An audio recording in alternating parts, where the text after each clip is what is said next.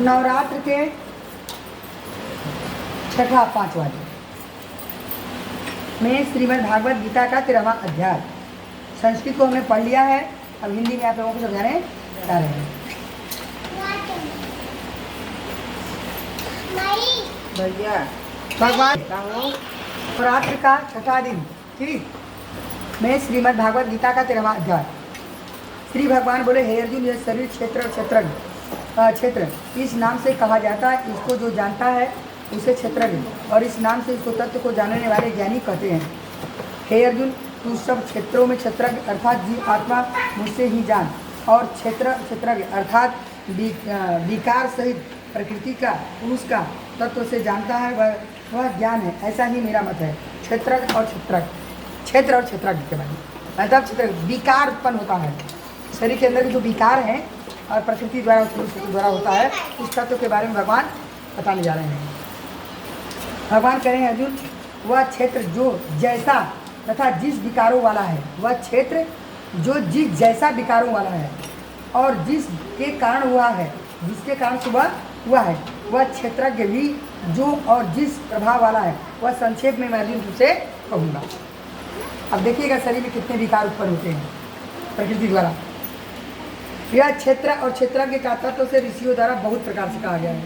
ऋषियों द्वारा बहुत प्रकार से कहा गया है और विविध वेद मंत्रों द्वारा भी विभाग पूर्वक कहा गया है। वेद मंत्रों द्वारा भी विभाग पूर्वक कहा गया है। भली भांति निश्चय किए हुए युक्ति ब्रह्म सूत्र के पदों द्वारा भी कहा गया है।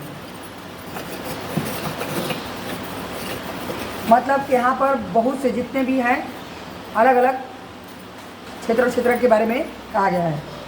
अब देखिए क्या कहते हैं, 5 महाभूत। ये कौन है 5 महाभूत? जल पाए तो किसका दोहा है कि क्षित जल पावक गगन नीला। हाँ, पंचरथी या अधम सैया। 5 महाभूत अहंकार, बुद्धि और मूल प्रकृति ही है। मतलब एक जो है 8 जो है मूल प्रकृति है, तथा 10 इंद्रियां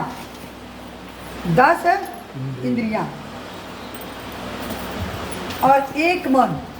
10 इंद्रियां, एक मन और 5 इंद्रियों के विषय अर्थात शब्द, स्पर्श, रूप, रस और गंध। कथन जो 5 इंद्रियों के विषय हैं, जो विकार हैं, क्या उत्पन्न करते हैं? स्पर्श, शब्द, रूप, रस, गंध, सब ये सब उत्पन्न करते हैं। ये 5 महाभूत। तथा इच्छा और द्वेष। भगवान का, हे अर्जुन, इच्छा और द्वेष, सुख दुख, देह, पिंड, चेतना, धृति, इस प्रकार से विकारों से सहित यह क्षेत्र संस्कृत में कहा गया है। ये शरीर के अंदर विकार है। कौन सा विकार है? इच्छा, द्वेष, सुख दुख, स्थूल, देह, पिंड, चेतना, धृति, यह इस प्रकार से विकारों से सहित यह क्षेत्र संक्षेप में कहे गए।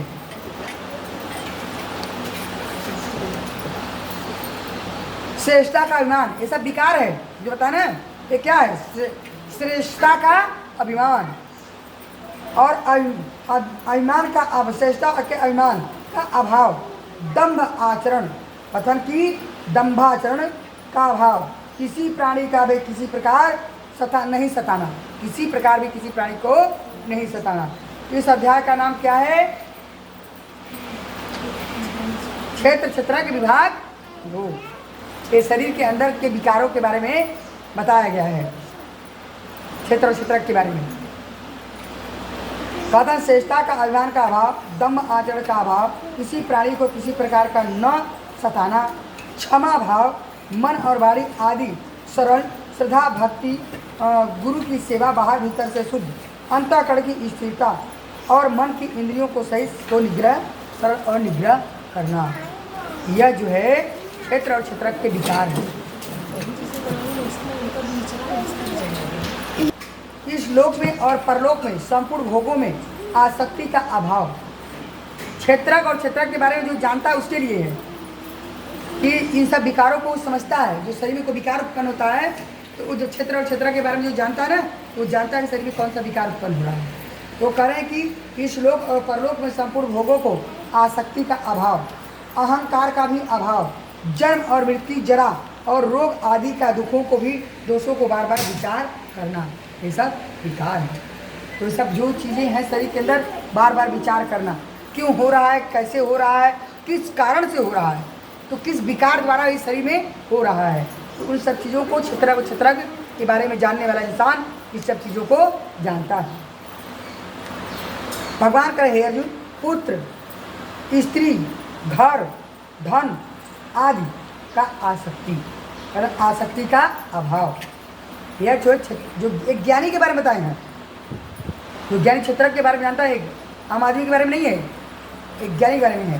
कहाँ ये सब इन लोगों से क्या, पुत्र से, स्त्री से, धन से कौन सी विकार उत्पन्न होती है, आसक्ति होती है, इसका अभाव जब इतना है, इसका अभाव मतलब नहीं होना चाहिए। ममता न होना, प्रिय अप्रिय, क्या प्रिय का अप्रिय, प्राप्ति पर सदा चित्त को सम रहना, इन सब चीज़ों को समझ, ये सब जो विकार है उत्पन्न होता है, लेकिन इसमें सम रहता है। विकार उत्पन्न होने पर भी वो अभाव रहता है, उसके अंदर कोई मतलब ही नहीं है। भगवान कहे जो मुझ परमेश्वर में अनन्य योग द्वारा बिना भेय विचार, बिना अव्यय विचारी भक्ति का एकांत और शुद्ध देह में रहने का स्वभाव और विषयासक्त मनुष्य को समुदाय को प्रेम न होना। कथन मुझ परमेश्वर में अनन्य योग द्वारा, विकारों के बारे में जानता है कि कब कौन किस कारण से उत्पन्न हो रहा है। कह रहे हैं मुझ परमेश्वर में अनन्य भाव से द्वारा, बिना मतलब भेय विचार द्वारा भक्ति तथा एकांत शुद्ध देह में रहने का स्वभाव और विषयासक्त मनुष्यों के समुदायों में प्रेम न होना। जो सांसारिक चीज़ों में मनुष्य विषक्त है, उनसे प्रेम न होना। जो सांसारिक विषय में है, उनसे प्रेम न होना। अध्यात्म ज्ञान में नित्य स्थिति, कथन अध्यात्म ज्ञान में नित्य स्थिति और तत्व ज्ञान के अर्थात परमात्मा को देखना, तत्व ज्ञान के अर्थात परमात्मा को देखना, यह सब जगत ज्ञान और जो इससे विपरीत है वह अज्ञान है।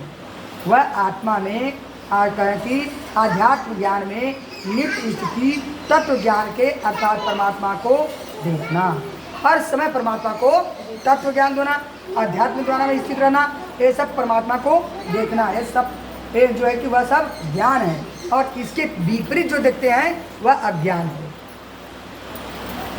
भगवान कहते हैं हे अर्जुन, जो जानने योग्य है तथा जिसको जानकर मनुष्य परमानंद को प्राप्त हो जाता है, उसको भली भांति कहूँगा। वह अनादि वाला है, वह पर ब्रह्म न तो सत है ना ही असत कहा गया है, वह अनादि है, वह सब ओर से हाथ पैर वाला है। भगवान कह रहे हैं कि हे अर्जुन, वो सब ओर से हाथ पैर वाला है, सब ओर से नेत्र वाला है, सब ओर से सिर वाला है और सब ओर से मुख वाला है, सब ओर से कान वाला है, क्योंकि वो संसार में सबको व्याप्त कर रखा है। उसको हर तरफ कान आँख मुँह सब है।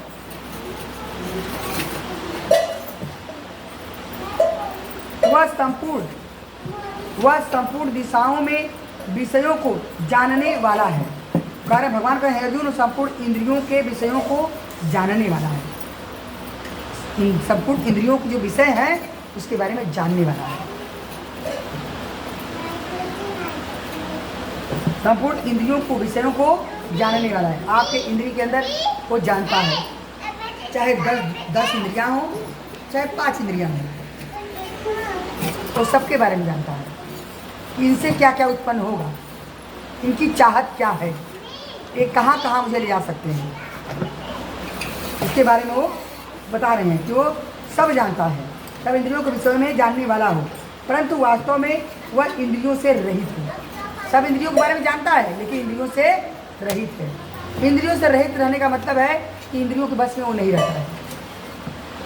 कि जहाँ होना तहाँ इंद्री जो है चपका देगी, आप उसी में वशीभूत हो जाए। वो तुरंत हटा लेता है। रहित है तथा आसक्ति से भी रहित है।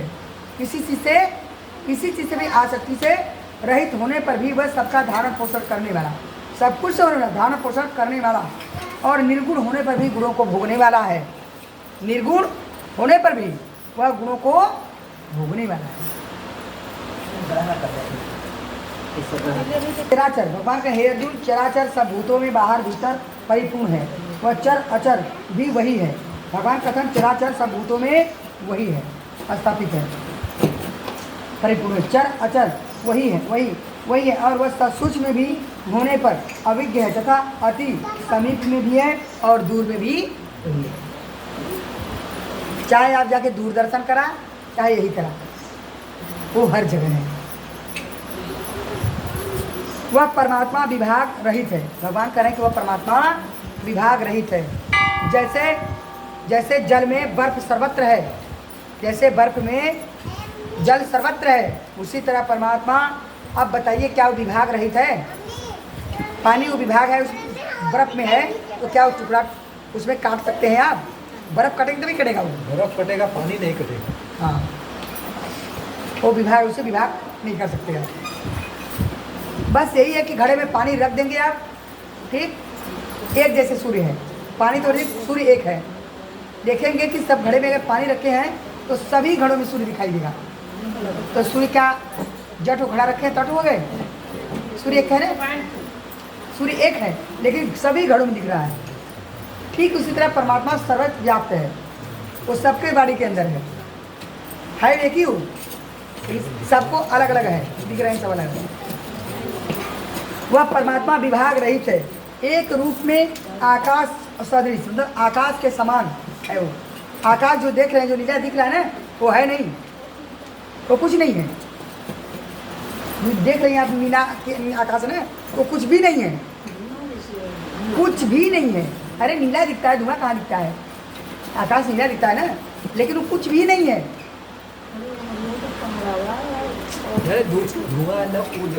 वो बात छोड़िए, हम जो करें, जो साफ आसमान होता है तो वो नीला आकाश दिखता है, लेकिन वो है नहीं।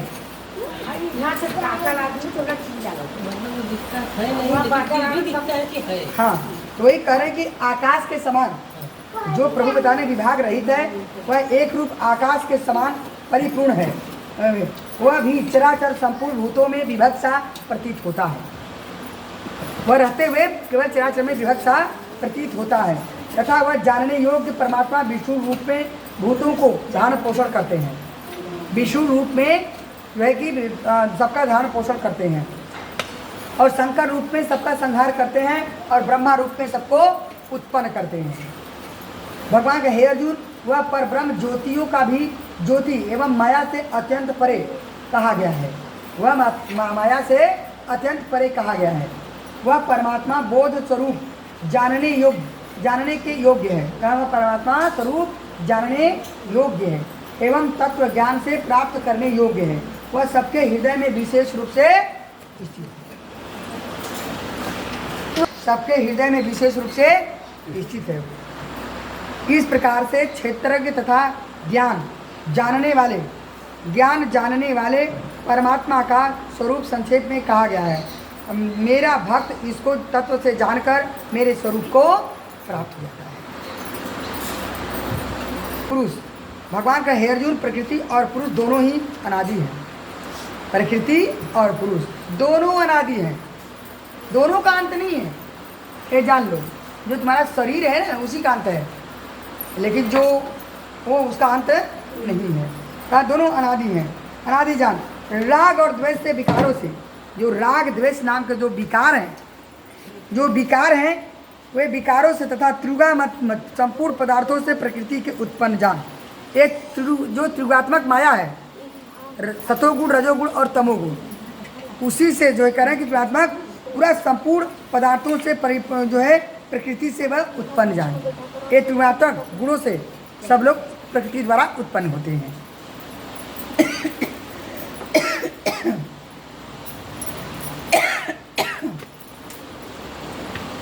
भगवान का हे अर्जुन, कार्य और कारण, कार्य और कारणों के उत्पन्न करने में हेतु है। कथन कार्य और कारण उत्पन्न करने में हेतु है, प्रकृति कही जाती है। हे अर्जुन, कार्य और कारणों से, कार्य और कारणों कारण के उत्पन्न होने से हेतु प्रकृति कही जाती है। जो भी कार्य और कारण उत्पन्न होते हैं प्रकृति ही के द्वारा होता है। समझ पाते हैं आप लोग प्रकृति कैसे कार्य कारण उत्पन्न करती है? कोई भी कार्य और कोई भी कारण प्रकृति ही उत्पन्न करती है। जब देखिला तो चाहत हो जाला अपने अंदर। वही कथन कार्य और कारणों का उत्पन्न करने में हेतु प्रकृति कही जाती है। और जो जीव आत्मा सुख और दुखों को भोक्तापन में अर्थात भोगने में हेतु कहा जाता है। जो जीव है इन सब चीज़ों को भोक्ता में भोगने में आता है, होता है प्रकृति वाला। और उसी के द्वारा आप लोग सुख दुख इसी में देख करके करते हैं। आप लोग करते हैं, उसी प्रकृति उत्पन्न करती है, उसे उत्पन्न होता है आपके अंदर और आप करते हैं और उसी से सुख दुख भोगते हैं।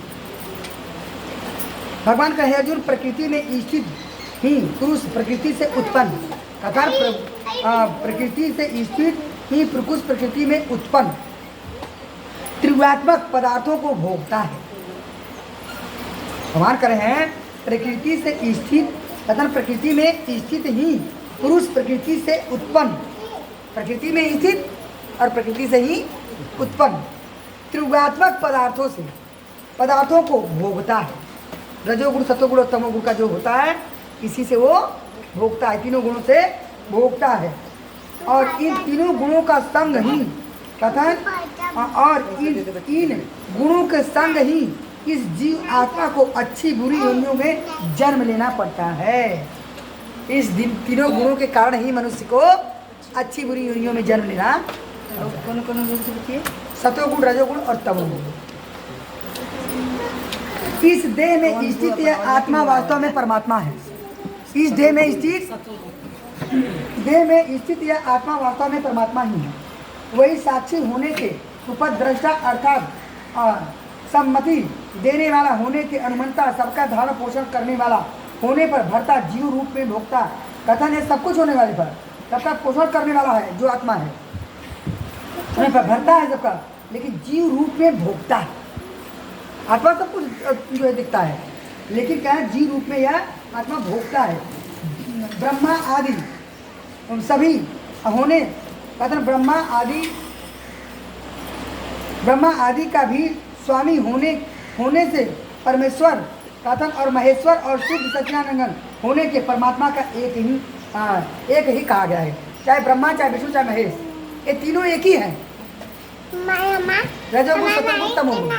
ठीक इस प्रकार से पुरुष और गुणों के सहित प्रकृति जो मनुष्य तत्व से जानता है वह सब प्रकार से कर्तव्य कर्म करता हुआ कभी वो जन्मता नहीं है।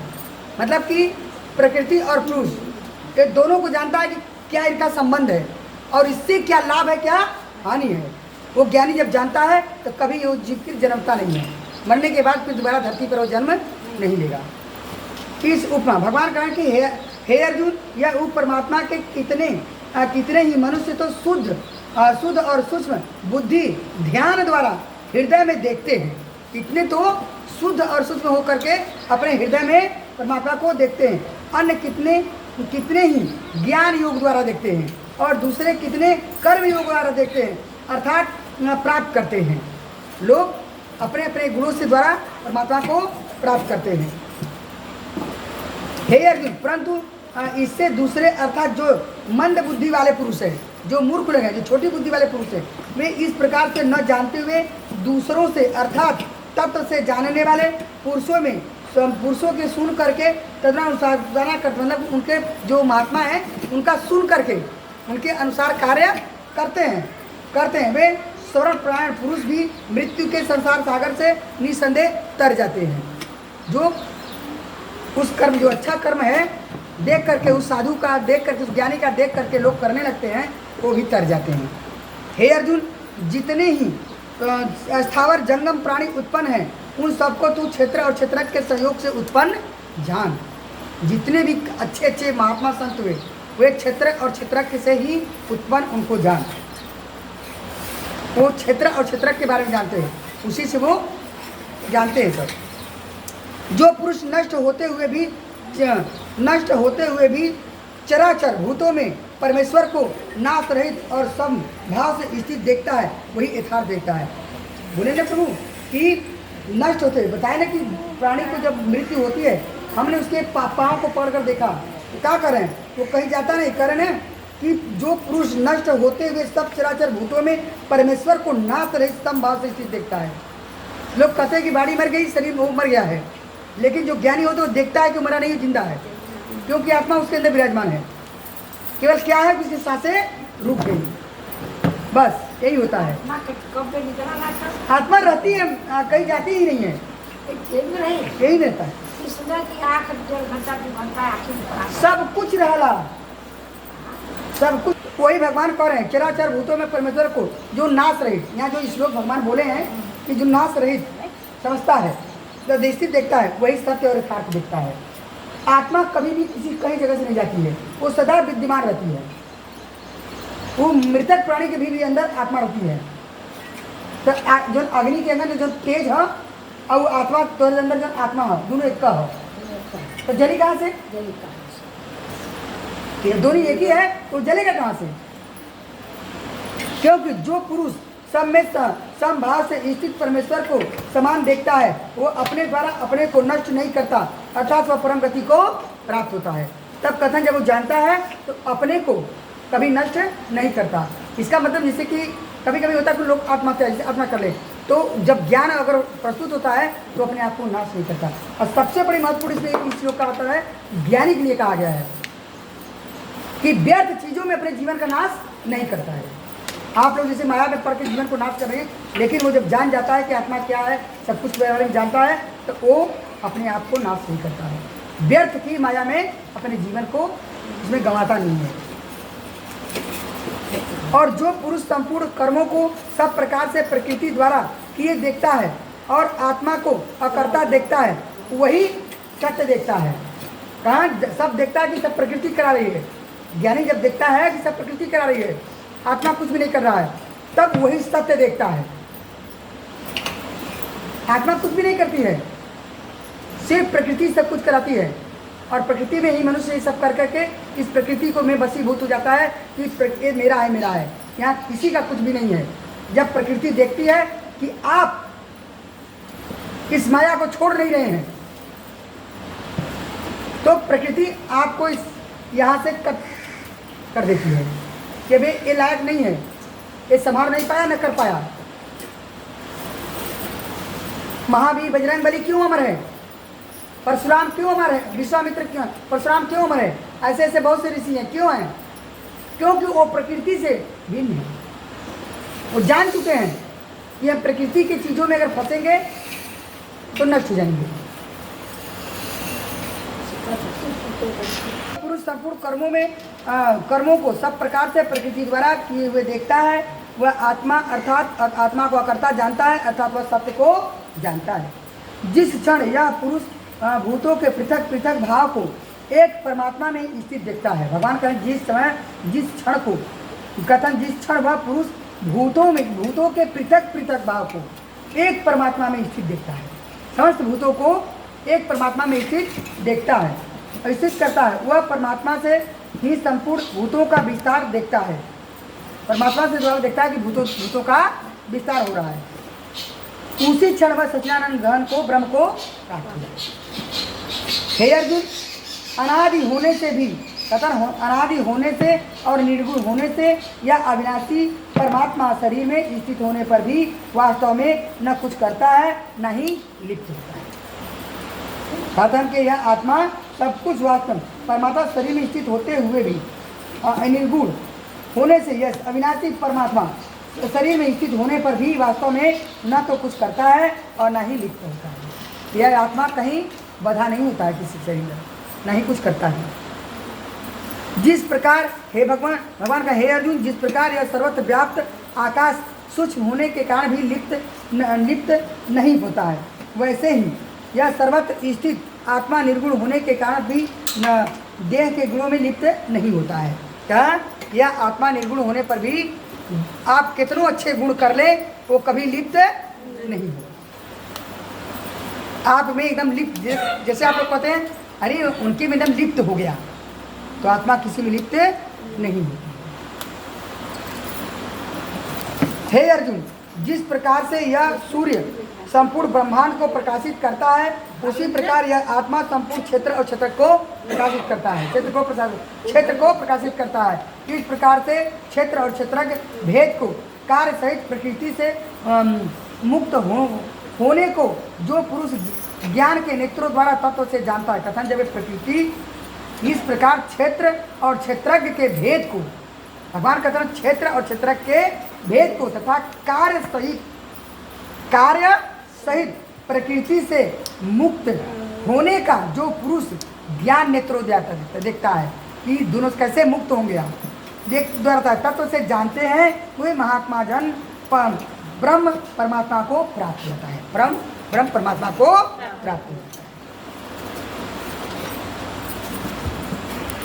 गीता के 12वें अध्याय का महत्व 13वें। अच्छा। श्रीमद् भगवद गीता के 12वें अध्याय का महत्व। श्री महादेव जी कहते हैं, पार्वती दक्षिण दिशा में कोल्हापुर नामक एक नगर है जो सब प्रकार के सुखों का आधार है, सिद्धि महात्माओं का निवास स्थान था, सिद्धि प्राप्ति का क्षेत्र है। वह पराशक्ति भगवती लक्ष्मी का प्रधान पीठ है, संपूर्ण देवता उसका सेवन करते हैं। वह पुराण प्रसिद्ध तीर्थ भोग एवं मोक्ष प्रदान करने वाला है। वहाँ करोड़ों तीर्थ और शिवलिंग हैं। रुद्र ग्रह गया भी वही है। वह विशाल नगर लोगों में बहुत विख्यात है। एक दिन कोई युवक पुरुष उस नगर में आया। वह कहीं का राजकुमार था। उसके शरीर का रंग गोरा, नेत्र सुंदर, ग्रीवा शंख के समान, कंधे मोटे, छाती चौड़ी तथा भुजाएं बड़ी बड़ी थी। नगर में प्रवेश करके सब और महलों की शोभा निहारता हुआ वह देवेश्वरी महालक्ष्मी के दर्शनार्थ उत्कंठित तो मणिकंठ तीर्थ में गया और वहाँ स्नान करके उसने पितरों का तर्पण किया। राज बोला, जिसके हृदय में असीम दया भरी हुई है, जो समस्त कामनाओं को देती तथा अपने कटाक्ष मात्र से सारे जगत की सृष्टि, पालन और संहार करती है, उस जगत माता महालक्ष्मी की जय हो। जिस शक्ति के सहारे उसी के आदेश के अनुसार परमेष्ठी ब्रह्मा सृष्टि करते हैं, भगवान अच्युत जगत का पालन करते हैं तथा भगवान रुद्र अखिल विश्व का संहार करते हैं, उस सृष्टि, पालन और संहार की शक्ति से संपन्न भगवती पराशक्ति का मैं भजन करता हूँ। कमले योगी जन तुम्हारे चरण कमल का चिंतन करते हैं।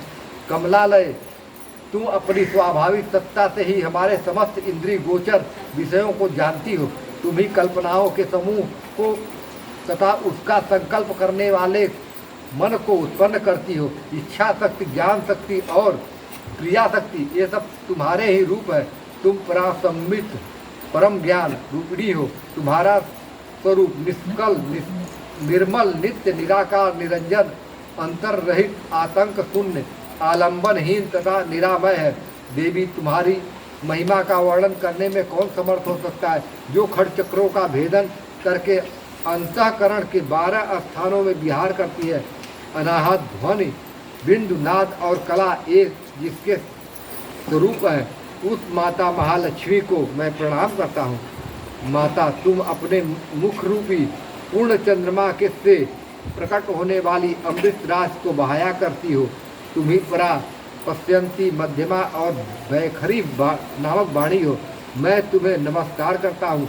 देवी, तुम जगत के रक्षा के लिए अनेक रूप धारण किया करती हो। अंबिके, तुम्हें ब्राह्मी, वैष्णवी तथा माहेश्वरी शक्ति हो। बाराही, महालक्ष्मी, नारसिंही, ऐन्द्री, कौमारी, चंडिका, जगत को पवित्र करने वाली लक्ष्मी, जगत माता सावित्री, चंद्रकला तथा रोहिणी भी तुम ही हो। परमेश्वरी, तुम भक्तों का मनोरथ पूर्ण करने के लिए कल्पलता के समान हो। मुझ पर प्रसन्न हो जाओ। उसके इस प्रकार स्तुति करने पर भगवती महालक्ष्मी अपना साक्षात स्वरूप धारण करके बोली, राजकुमार, मैं तुमसे प्रसन्न हूँ, तुम कोई उत्तम वर मांगो। राजपुत्र बोला, माँ, मेरे पिता राजा बृहद्रथ अश्वमेध नामक महान यज्ञ का अनुष्ठान कर रहे थे। वे दैव योग से रोगग्रस्त होकर स्वर्गगामी हो गए। इसी बीच में युग में बधे हुए मेरे यज्ञ संबंधी घोड़े को, जो समूची पृथ्वी का परिक्रमा करके लौटा था, किसी ने रात्रि में बंधन काटकर कहीं अन्यत्र पहुंचा दिया। उसकी खोज में मैंने कुछ लोगों को भेजा था, किंतु वे कहीं भी उसका पता न पाकर जब खाली हाथ लौट आए हैं, तब मैं सब ऋतुज्यों से आज्ञा लेकर तुम्हारी शरण में आया। देवी, यदि तुम मुझ पर प्रसन्न हो तो मेरे यज्ञ का घोड़ा मुझे मिल जाए, जिससे यज्ञ पूर्ण हो सके। तभी मैं अपने पिता महाराज का ऋण उतार सकूंगा। शरणागतों पर दया करने वाली जगत जननी लक्ष्मी, जिससे मेरा यज्ञ पूर्ण हो वह उपाय करो। भगवती लक्ष्मी ने कहा, राजकुमार, मेरे मंदिर के दरवाजे पर एक ब्राह्मण रहते हैं, जो लोगों में सिद्ध समाधि के नाम से विख्यात है। वे मेरी आज्ञा से तुम्हारा सब काम पूरा कर देंगे। महालक्ष्मी के इस प्रकार कहने पर राजकुमार उस स्थान आए जहाँ सिद्ध समाधि रहते थे। उनके चरणों में प्रणाम करके राजकुमार चुपचाप हाथ जोड़ खड़े हो गए। तब ब्राह्मण ने कहा, तुम्हें माता जी ने यहाँ भेजा है? अच्छा, देखो, अब मैं तुम्हारा सारा अभिष्ट कार्य सिद्ध करता हूँ। यूँ कहकर मंत्र वेदता ब्राह्मण ने सब देवताओं को वही खींचा। राजकुमार ने देखा, उस समय देवता हाथ जोड़े थरथर कांपते हुए वहाँ उपस्थित हो गए। उन श्रेष्ठ ब्राह्मण ने समस्त देवताओं से कहा, देवगण, इस राजकुमार का अश्व जो यज्ञ के लिए निश्चित हो चुका था, रात में देवराज इंद्र चुराकर अन्यत्र पहुंचा दिया, उसे शीघ्र ले आओ। तब देवताओं ने मुनि के कहने पर यज्ञ का घोड़ा लाकर दे दिया। इसके बाद उन्होंने उन्हें जाने की आज्ञा दी। देवताओं का आकर्षण देखकर तथा खोए हुए अश्व को पाकर राजकुमार ने मुनि के चरणों में प्रणाम करके कहा, महर्षि, आपका यह सामर्थ्य आश्चर्यजनक है। आप ही ऐसा कार्य कर सकते हैं, दूसरा कोई नहीं। ब्राह्मण, मेरी प्रार्थना सुनिए। मेरे पिता राजा बृहद्रथ अश्वमेध का स्नान आरंभ करके दैव योग से मृत्यु को प्राप्त हो गए हैं। अभी तक उनका शरीर तपाए हुए तेल में सुखाकर मैंने रख छोड़ा है। साधुश्रेष्ठ, आप उन्हें पुनः जीवित कर दीजिए। यह सुनकर महामुनि ब्राह्मण ने किंचित मुस्कुराकर कहा, चलो, जहाँ यज्ञ मंडप में तुम्हारे पिता मौजूद है, चले। तब सिद्ध समाज ने राजकुमार के साथ वहाँ जाकर जब अभिमंत्रित किया और उसे उस सौ के मस्तक पर रखा। उसके रखते ही राजा सचेत होकर उठ बैठे। फिर उन्होंने ब्राह्मण को देखकर पूछा, धर्म स्वरूप, आप कौन हैं? तब राजकुमार ने महाराज से पहले का सारा हाल कह सुनाया। राजा ने अपने को पुनः जीवन दान देने वाले ब्राह्मण को नमस्कार करके पूछा, ब्राह्मण, किस पुण्य से आपको यह अलौकिक शक्ति प्राप्त हुई है? उनके योग कहने पर ब्राह्मण ने मधुर वाणी में कहा, राजन, मैं प्रतिदिन आलस से रहित होकर गीता के 12वें अध्याय का जप करता हूँ। उसी से मुझे यह शक्ति मिली है जिससे तुझे जीवन प्राप्त हुआ है।